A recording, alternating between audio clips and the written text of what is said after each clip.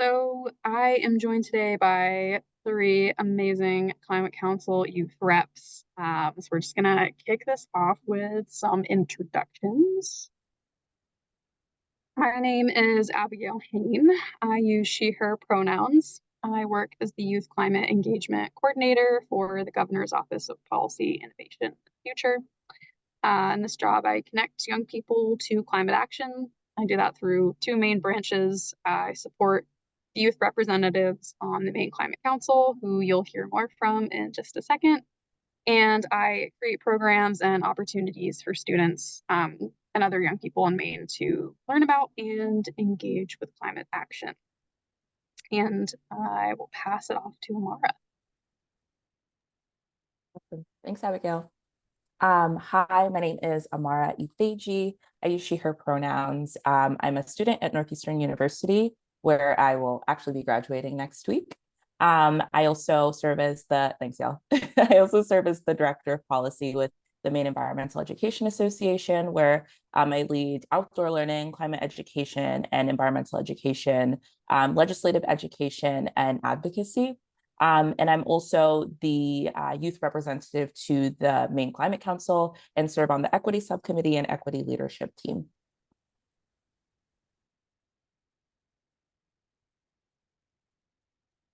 I don't think Kate is going to be joining us today, but Kate is youth representative for the Natural and Working Lands Working Group.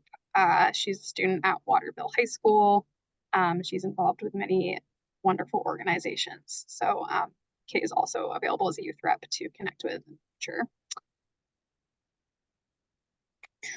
Maya. Hi, I'm Maya. I use she, they pronouns, and I live in Yarmouth, and I am I'm the co-lead of Maine Youth for Climate Justice's high school cohort, and I also am the youth representative on the Materials Management Task Force for the Maine Climate Council.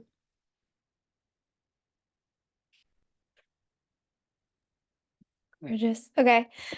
Hello, everyone. I'm Ainsley. I am the youth representative on the Community Resilience Working Group of the Maine Climate Council. I'm a sophomore at Bowdoin College.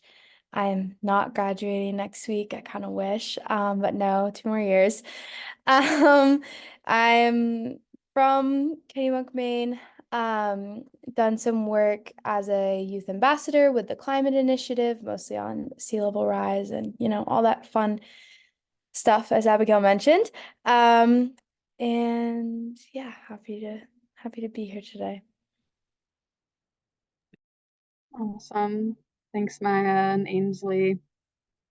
All right, so I'm just going to talk about the Climate Council for a little bit and break it down. And then I'm going to pass it off to all the youth reps again, who will just go into a little more detail about the groups that they work in, and then we'll open it up for a Q&A. So just thinking really high level about what the Climate Council is.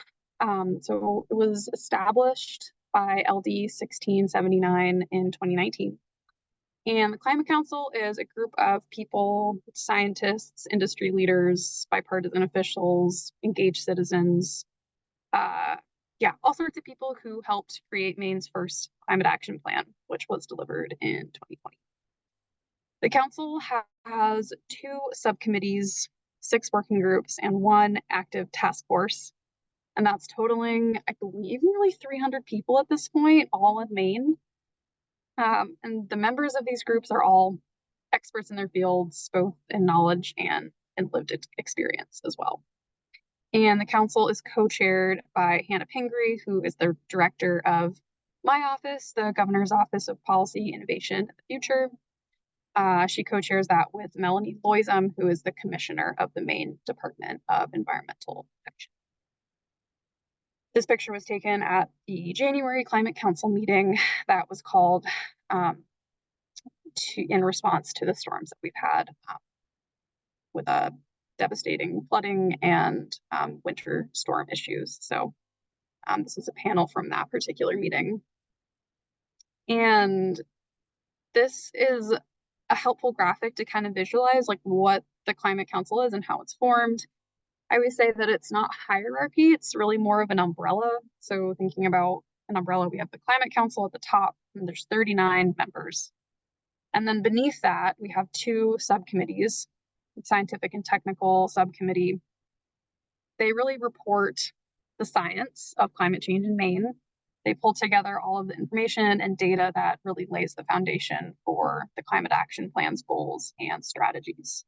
And they're actually releasing their updated report, I believe, in the next month or so. So be on the lookout for that if you are a data and science nerd. There's lots of good information in there, and it is really instrumental for our climate action plan.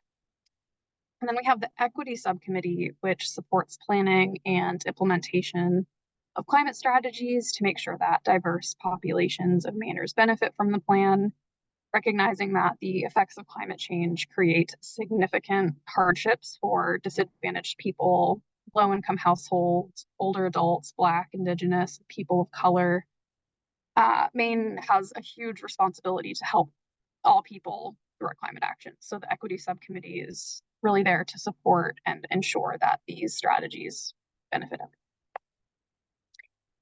And then underneath that umbrella, we have 6 sector-specific working groups, again, with scientists, legislators, nonprofit leaders, youth representatives.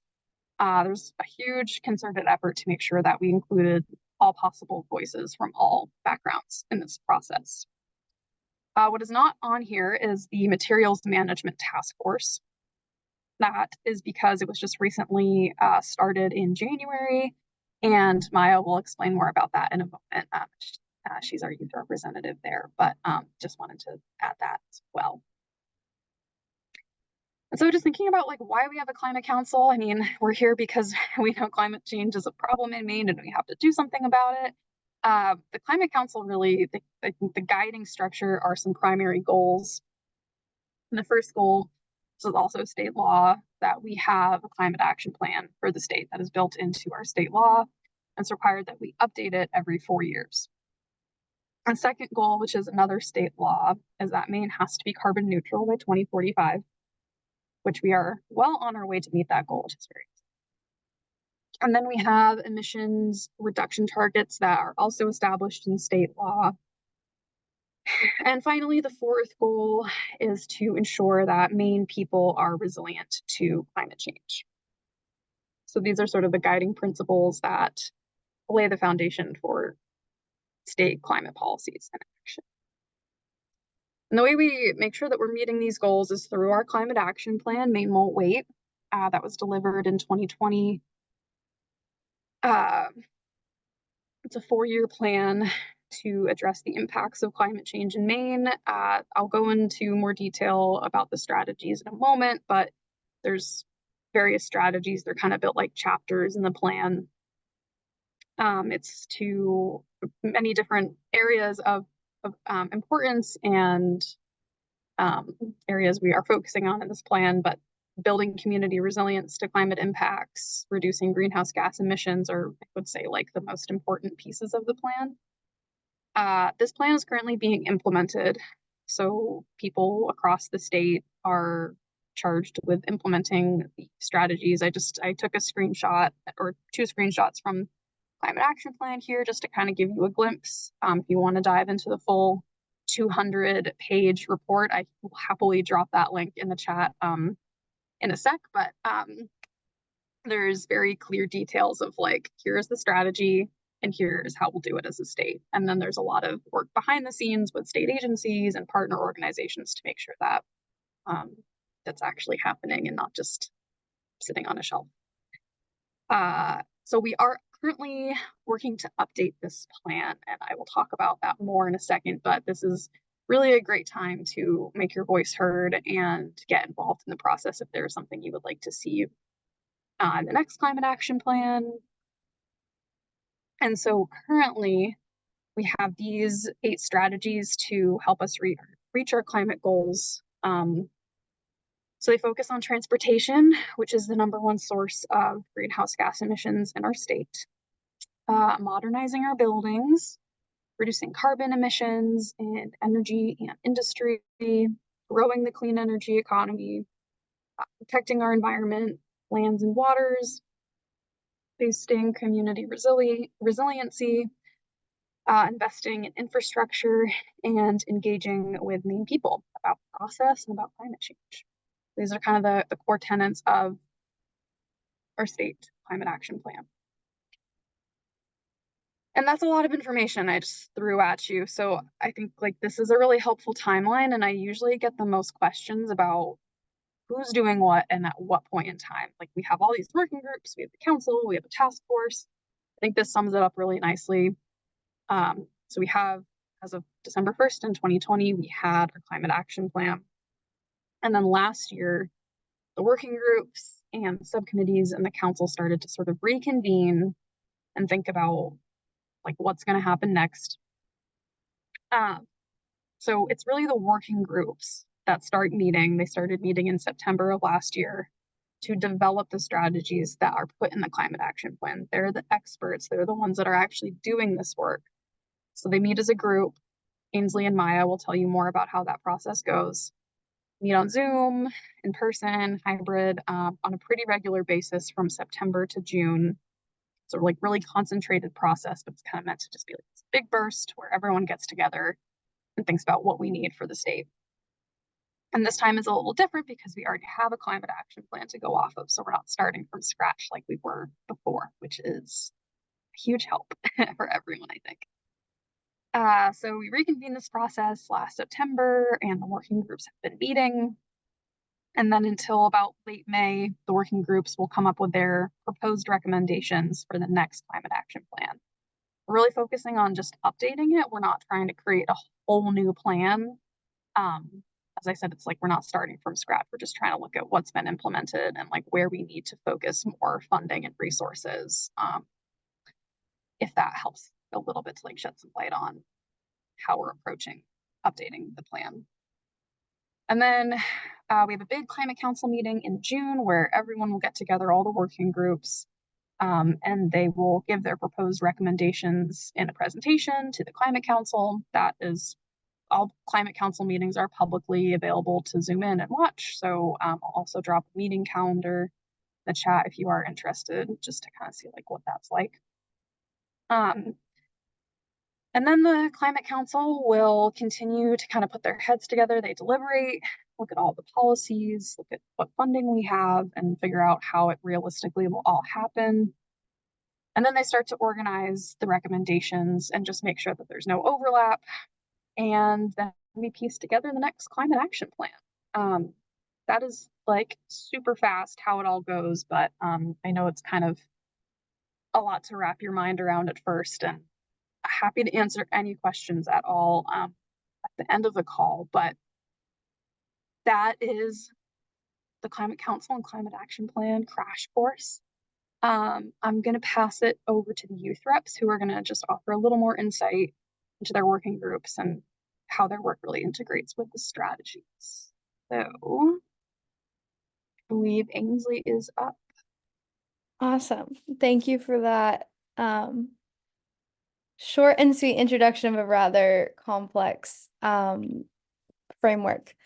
So yeah, I'm the youth rep on the Community Resilience Working Group, and I'm also currently serving on the Psychological Resilience subgroup. So a smaller section of individuals from the Community Resilience Working Group that are looking specifically at the psychological and mental health aspect, which I'll touch on in a minute.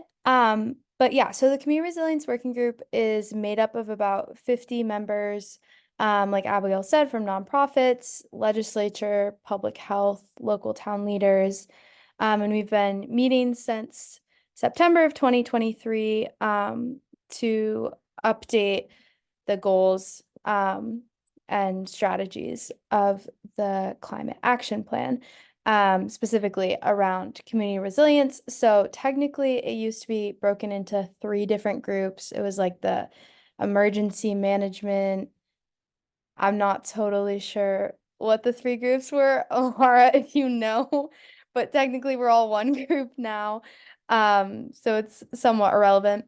But within the large group, we've broken off and formed some of these subgroups, such as psychological resilience. So I know there's some individuals right now that are working on like financing and funding community resilience endeavors.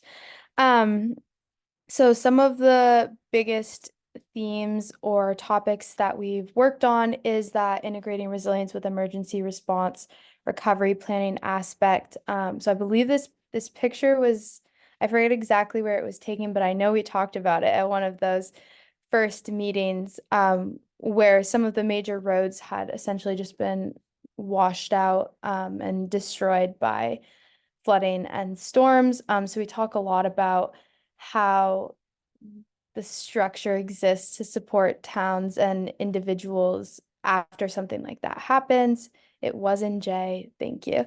And then, because I mean, if this is like the main road, how do we get around that, and what infrastructure is in place to deal with that in the moment, but then also afterwards? And kind of off that topic is getting out of harm's way. For us, this can mean during a storm, it can mean long-term thinking about sea level rise. So we talk about getting out of harm's way in a lot of different ways. But again, that can be a pretty psychologically intense conversation, especially where people are often really attached to a sense of place. So that's where, you know, some of this psychological resilience comes in and is really important. So like I said, the psychological resilience subgroup is working on bolstering the mental health resources in general in Maine, but specifically in response to increased mental health issues and also just like feelings of loss or hopelessness in the face of climate change and climate related events. And specifically overall in both of those groups, how those events disproportionately impact vulnerable populations and marginalized communities, and how we form strategies, programs, infrastructure, etc., to be adaptable to any community, but to specifically support those who are often left behind or not considered. So whether that be POC Mainers, whether that be low income, older people in Maine, we know there's a lot of them. So yeah, those are kind of the big things that we talk about. And specifically, this is maybe a little bit more niche, but from the last climate action plan, we're working this time to be really specific about the goals and metrics that we set. And so kind of taking those big ideas that were established in the first one and saying, how can we monitor and manage this more intentionally and acutely moving forward?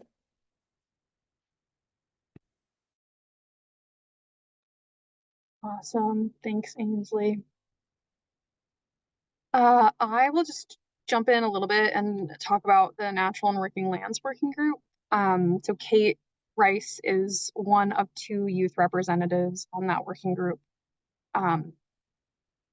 So I think it's actually quite simple right now to distill what this working group is looking at. As the name suggests, they basically work on strategies that protect our environment, not the ocean. There is a separate coastal and marine working group that focuses more on like fisheries and coastal communities, working waterfronts, etc. So there's 3 big goals for the state of Maine right now. Well, I guess 2 here. So the first being we have a goal to conserve 30% of Maine land by 2030. 22% of Maine land is currently conserved, so we do have a bit of work to go until we can reach that goal. So this working group, there's a subgroup that is dedicated just to figuring out how we can make this happen. We're looking at what other states are doing and just any way that we can kind of just like boost capacity and strengthen our ability to conserve land. The second goal is to increase our local food consumption. That's another 30 by 30 goal, so 30% of food eaten in Maine by 2030. like local food consumed and eaten in Maine. It's really hard to understand like how much local food is currently being consumed in Maine. That's a metric that's just like tricky to track. So a little bit of just like understanding the data behind it and like pulling together different groups, from like grocery stores to school cafeterias and just like everyone that's and restaurants, like, and so many more groups that are involved in just like food consumption, and also just like overcoming any barriers that we are facing to actually increasing the amount of local food consumption is really important. So there is a subgroup that is focusing just on local food here in Maine, and that's a really important part of meeting our climate goals, right? The last sort of area and subgroup of this working group is really just boosting forest carbon sequestration.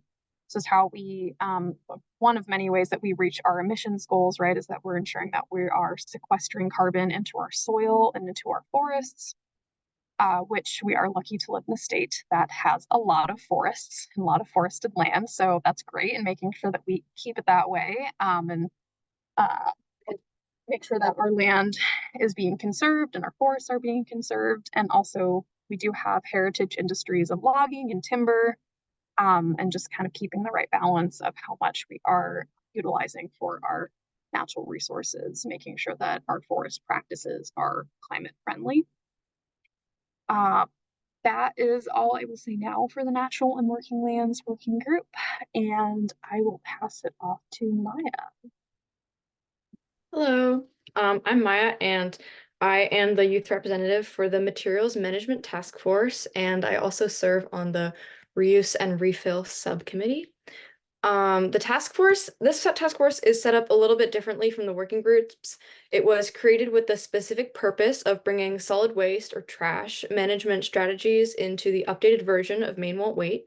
So unlike the working groups, which will continue to meet after the Climate Council meeting in June, the task force won't meet again until, we won't meet again after our recommendations are given to the council. So our purpose is basically just to create recommendations and send them away, and then we stop meeting.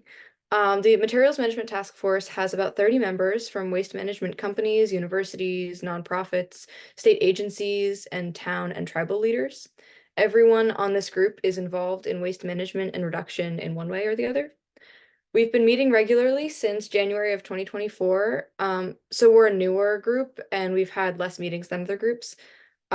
We have whole group meetings once a month and periodic small group meetings. For our meetings, we've had presentations to get on the same page about where the state is at with current waste management and emissions modeling. So in our past few meetings and subgroup meetings, we've been focusing more on what's missing from the state's current strategies and what could be helpful for the next climate action plan using that information from the presentations that we had. Some of the most prominent topics that we've explored for these recommendations have been, first of all, consumption-based emissions, which is essentially calculating emissions from producing, transporting, using, and disposing of products and services. Waste in sometimes you'll see waste as a very small percentage of emissions, but this is normally in data that is only calculated as like the waste management or end of life side of products. But if you actually take into account like the production of those products, like the transportation of those products, and like how it got from where it was produced to where it was disposed, there's a lot more emissions that are associated with it. So trying to find out what those numbers are is consumption-based inventory, emissions inventory. So we've been looking into that. Another thing that we've been looking into is reducing and capturing methane emissions. We've also been looking at reducing food loss and food waste. That's been like a huge topic. We have a whole subcommittee for it. And we've also been talking about scaling up reuse, repair, and refillable systems. So like a way to address a lot of the waste that is being sent to landfill and even recycling, which is not it's not a perfect system.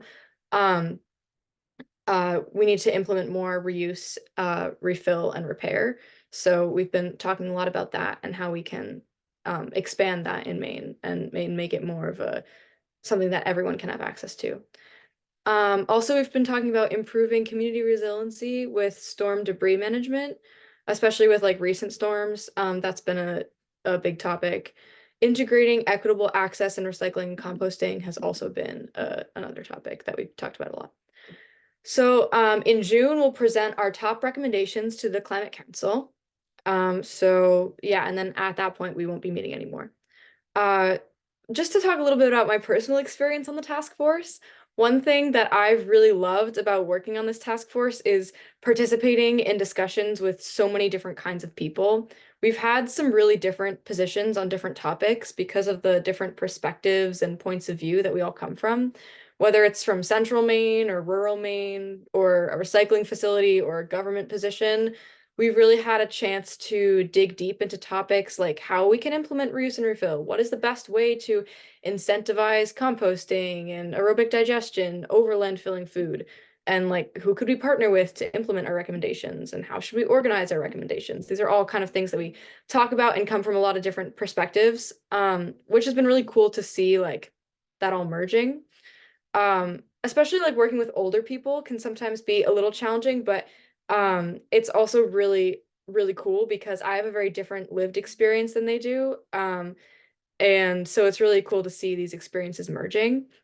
I've learned about decisions that people have to make in their daily lives, like where they're going to send their town's trash and how much is that going to cost. And my mind has really been opened to how different waste management industries work, the role that they play in our society, and the role that they could play in our future visions of what a zero waste society can look like, and how this ties into reducing our carbon emissions as well. What I'm most excited about for this task force is addressing waste reduction in the Maine Won't Wait climate action plan in general. When I first looked through the plan, there was basically nothing about waste reduction, reuse, refill, recycling, or composting.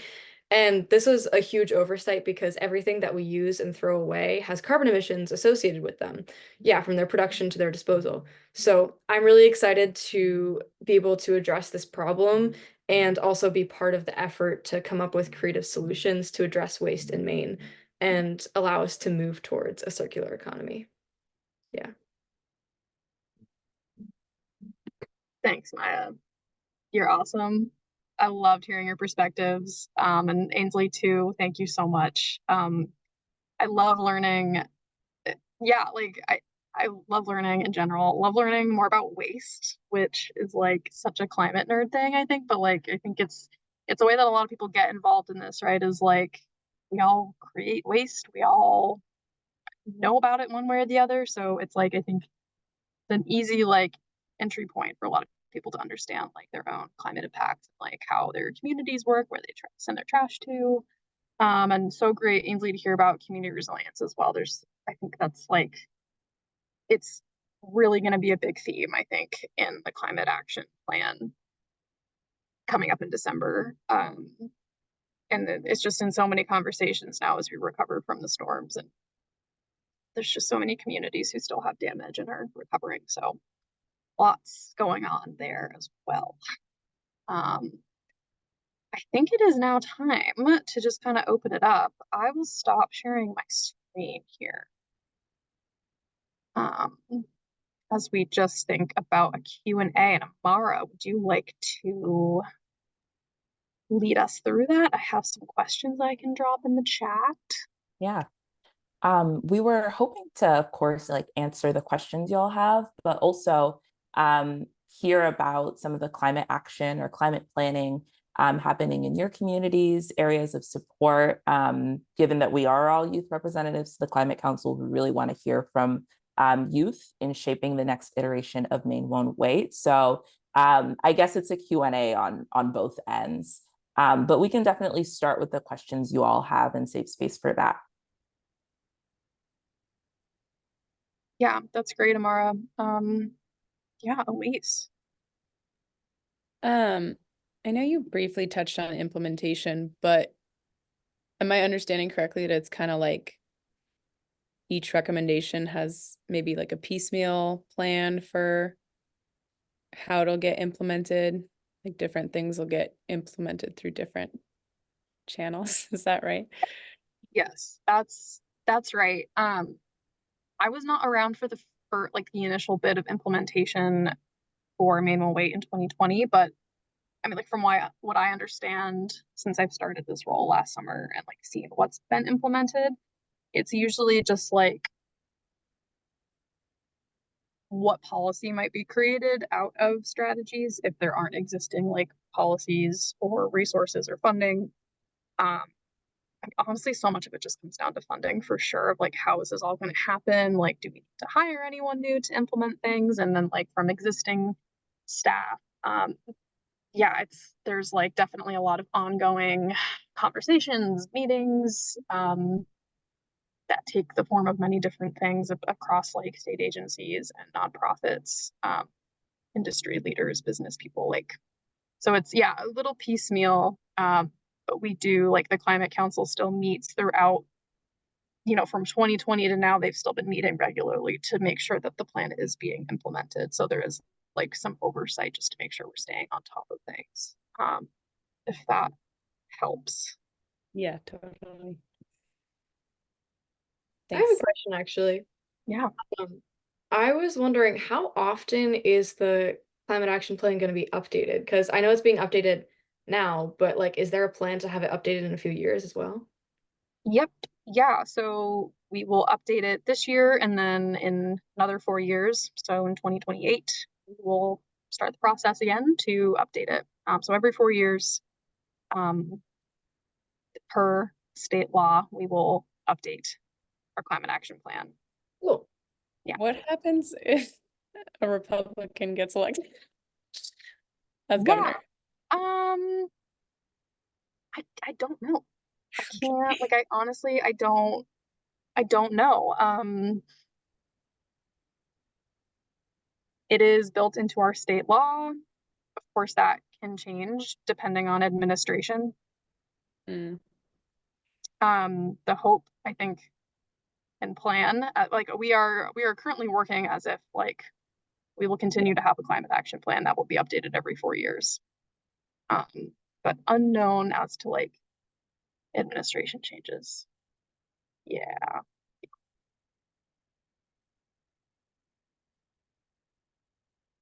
Yeah, Lena. I have a couple of questions. First of all, thank you all. This has been super interesting. I'm curious, first of all, like you kind of touched on this a little bit a minute ago, but like as youth representatives, like how much of your work is, or how much of your role is like sharing lived experience and on more of like a personal level and kind of like giving like voice to kind of that experience, but like personally versus like almost more like repping for constituents, if that makes sense. Like how much of it is like outreach and hearing from other youth and representing that versus kind of being a voice from the perspective of youth. I think both are super important, but I'm curious. Sorry, I'm in a library study room. I haven't moved in a while. But yeah, just curious about like what the balance is for that. I can speak to that first, I guess. Go ahead. Yeah. Um, yeah, so I think in my working group, especially because it's really large and to my knowledge, I'm pretty much the only person under like 30, maybe older.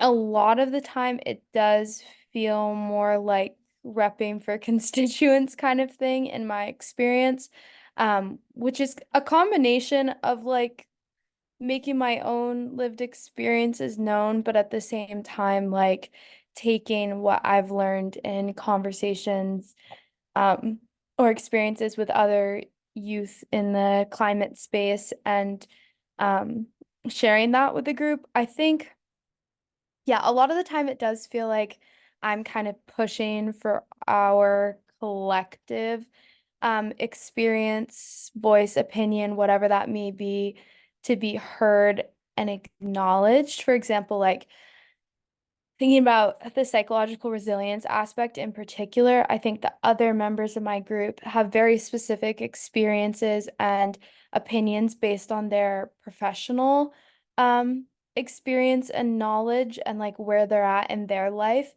But at the same time, there's things that they don't have to think about that we very much do. So like with psychological resilience, like a lot of the things that are on youth minds in the next coming years is like, I mean, and this might be kind of far out, but the one that comes up in conversation a lot is like, well, I don't know if I want to have kids or not because I don't know if I want to bring them into this world kind of thing. And that's something that like everyone else in my group wouldn't think about, wouldn't have to think about. And I mean, that's kind of like a intense example, but in that way, I do think a lot of the time is me just being like, well, like, have you thought about this?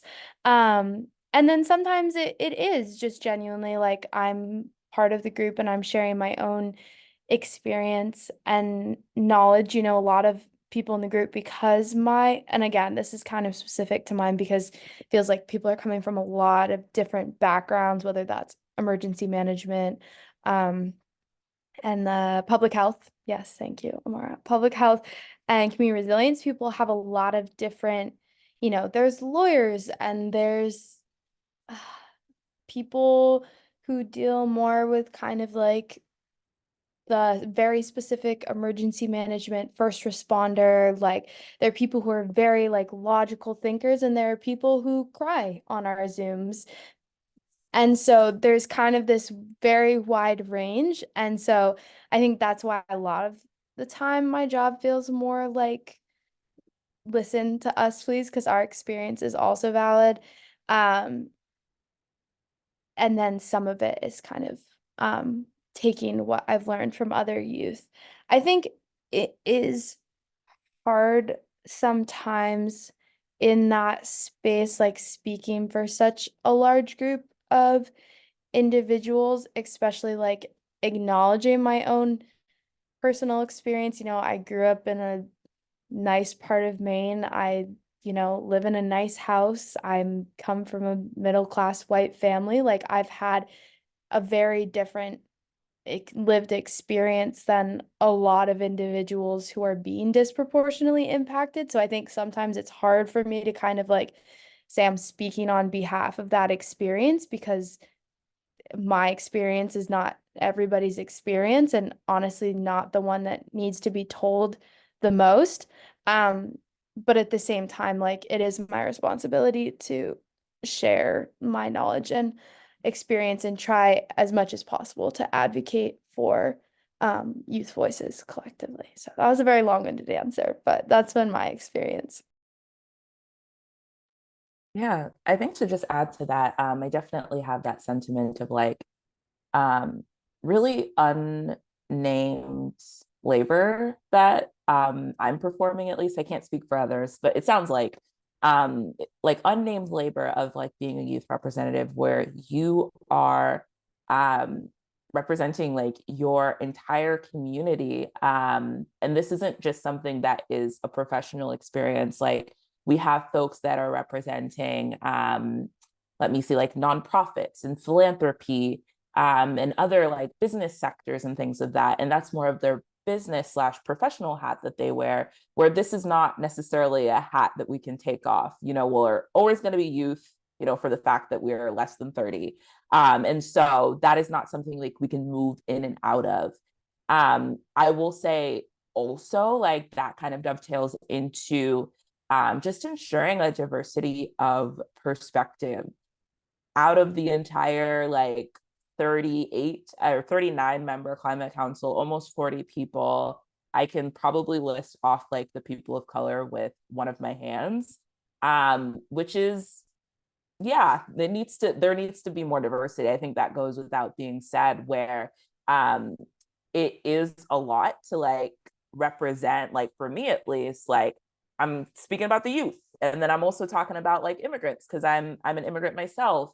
Also like Black folks in Maine, and the duality of so many different identities like really causes for like Amara to only have her experience, and it becomes really hard where we're looking at like the intersections of people's identities to like parse out, okay, this is like not solely attributed to like this facet of my identity, it's also attributed to this, also attributes to that. So just, I guess in some, people have like a lot of different like nuances to their identity, and it just speaks volumes to having multiple different people and a diversity of perspective to ensure like that all of these facets of people's identities are being represented. But that's kind of the disruption that I'm trying to do in the Climate Council space, especially on the equity leadership team.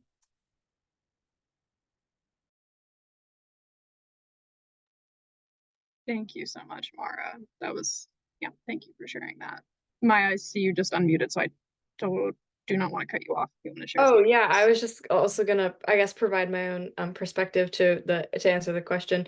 But personally for me, I feel like my role on the materials management task force has been sort of like I am representing youth perspective, but I also feel like a lot of times I ask a lot of questions that sort of like I feel like my role has sort of become like asking questions that are sort of challenging how we're doing things right now, because a lot of times I find us falling into this almost trap of like, oh, we have to, this is like how we have to manage our waste, and we always end up talking about the end of life of waste. And I think that it's really important to try to shift the focus onto like how we can reduce it in the first place.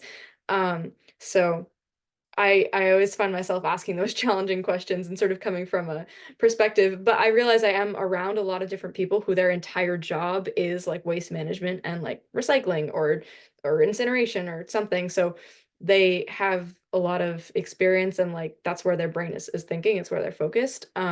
So I sort of it's really important to have those perspectives, but I also think it's really important to challenge that and say, okay, how can we reduce it in the first place? Yeah. I just want to add something super quickly that I feel like Maya and Amara started to touch on. And that's that kind of like being in that space where all of those professionals, they can kind of categorize this as like their job. Like Amara was saying, like, I think I definitely struggle with being able to kind of like separate that. It feels like maybe as youth generally, like, this is just something that we think about like all the time, and especially in that kind of unnamed labor way, there's all these different things that we're doing all at the same time for the various organizations we're a part of or people that we work for, or even just like things that we're passionate about and advocacy events. And like, I mean, at least you mentioned in the chat, like the whole concept of like compensation and everything. And I think that it's hard because for many of us, I don't think we see this necessarily as like a job. It's like something that we have a hard time setting boundaries to because we have to like be thinking about it all of the time. Um, and so I do also, Maya, find myself asking and challenging a lot in the meetings and spaces that I've been a part of. Especially I've found, to be in full honesty, like with my subgroup in particular, them just like expecting me to dedicate all of my time and energy and be available on a whim and whatever's convenient for them. Whereas like they can have boundaries to their time because it's their job, but they expect me to be like always thinking about it, always working on it. And so I would say just like as a general note, we also deserve to like have a break from doing this all the time. Which is like a good segue to plug the event that Abigail and I are hosting next Thursday at Bowdoin, which is a climate anxiety and fatigue workshop. So if anybody feels like discussing this further, that will be the perfect space to do so. But yeah, that's my jump in. This might have come across my email, but Abigail, can you send me those details? I'd love to promote Yeah, it in the yeah, MCC. definitely. And I just emailed you, Abigail. I just emailed you the flyer. So it's all done. Amazing. Yeah, Maya, that is happening next Thursday, May 2nd at 6 p.m. On the Bowdoin campus, the Rue Center for the Environment. We will be sending out big promotional blast soon, with like flyers and information. Yeah. So that's anyway, I could keep going, but I want to make sure that I still leave some space. I mean, I see we only have 5 minutes left, but Lena, did that answer your question? And is there anything else you wanted to add? Yeah, thank you so much. That's super interesting. And that's sort of something I always think about when I'm like looking at the Maine Climate Council and the working groups, and like there's a world of difference between saying represent your agency or your organization and like represent your community. Like that's huge. So I've always wondered about that. So thank you. Um, and then I don't know if we have time for another question, but I was also wondering, like, in your experience being on the Climate Council, do you ever like, do you feel like you feel ageism both in terms of being youth, but also like last time I was on one of their like calls with the participant, I remember being struck by like there being someone from the AARP and being like, that's a side of like him talking about like ageism and climate for older adults, like climate action, which I had never thought about before. So is that something you see as well? And do you like see any potential for collaboration between like older adults and like young people who are maybe experiencing ageism in like the climate space? Yeah. Thank you so much for that question, Lena. Yes, long story short, yes, I think that there is like a lot of ageism in the climate space. I think there's this romanticization of youth and like young people voices without like offering up the mice or like giving the space. It took a lot of work. It took a lot of advocacy for even like there to be youth representatives on each of the Climate Council working groups. It took a lot of work and advocacy for a youth representative to be on the Climate Council itself. And so it's just a juxtaposition of like naming like the intergenerational justice components of the climate crisis without offering youth the actual voice to be able to talk about that.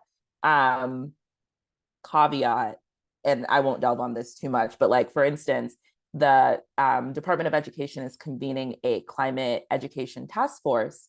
And so that's what I spent 6 hours doing today. And I was like the only student in the room. And I'm just like, this is so interesting because that too is like funded by GoPIF. It's probably going to be a set of recommendations. So just thinking about like, what are those gaps and like, why is it that young people aren't engaged, even if they're being extended an invitation, probably is just not equitable. Noel is the AARP director for Maine, and like he has been like super duper incredible in terms of naming. Like it's very difficult for older folks to actually be able to access like climate action planning information.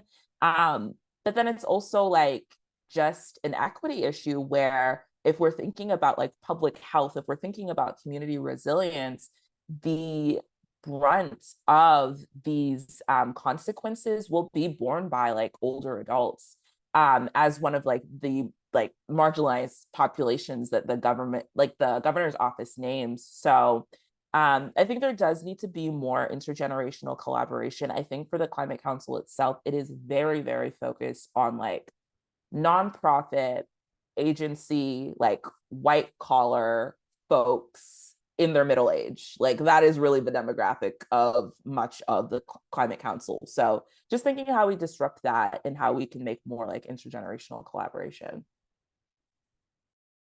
Yeah, I 100% agree with that. And I just want to add that I think sometimes in this, I guess like in all spaces that I've been in, there's like this assumption that older people bring the expertise and younger people bring the energy. And I think like that's not always true because young people know a lot.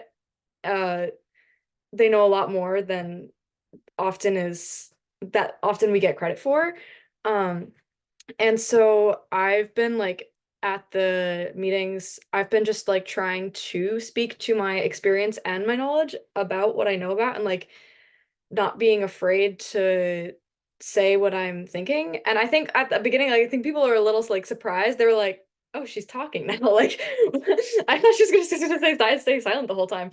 But uh but I think like it's really important to like try to take up space because like you deserve that space. That space is like is there for you. You deserve it. Don't let anybody cut you off.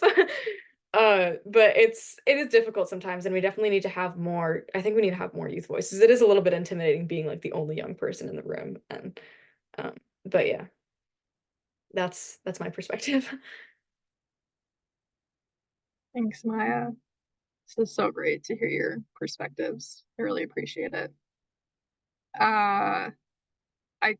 We're running low on time. I want to just throw in the quick comment of like, I think all the youth reps were just talking about this, how young people usually like, ask the questions or say like, can you expand on that? I'm not sure what it is that you're talking about.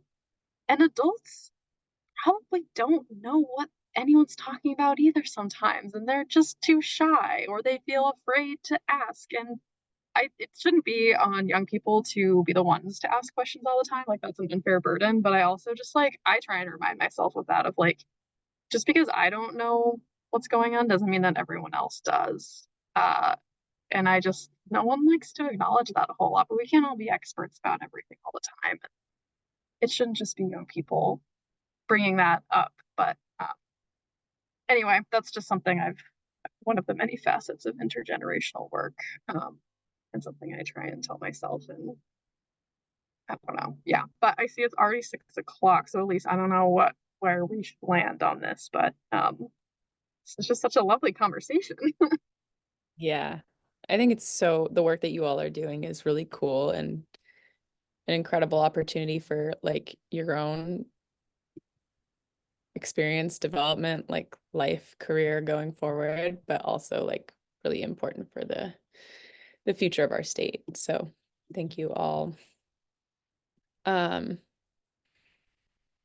Yeah, thanks for joining us on this small call. Hopefully, yeah, just having the recording is really helpful because then that allows people to tune in later. I would love to hear more about how your breakout sessions went during the Youth Day of Action. So we'll connect again. It was really nice to meet you all and hear all your experiences. So thank you. Thank you all. Thanks, Thank Elise, you. for having us. I have I don't know if you're going to send like a follow-up email, Elise, but I have links that it's too late for me to drop them all in the chat now, but just like follow-up resources, more information, my contact info, any other ways to get involved if I should send that to you. Yes, please do. And I'll send a MailChimp with all the recording and all the links afterwards tomorrow, maybe, or the day after. Awesome. Good. Thank you. Great. Have a good night, everyone. Have a good night, Thanks, all. everyone. Thanks so much. Bye. Bye. Thank you.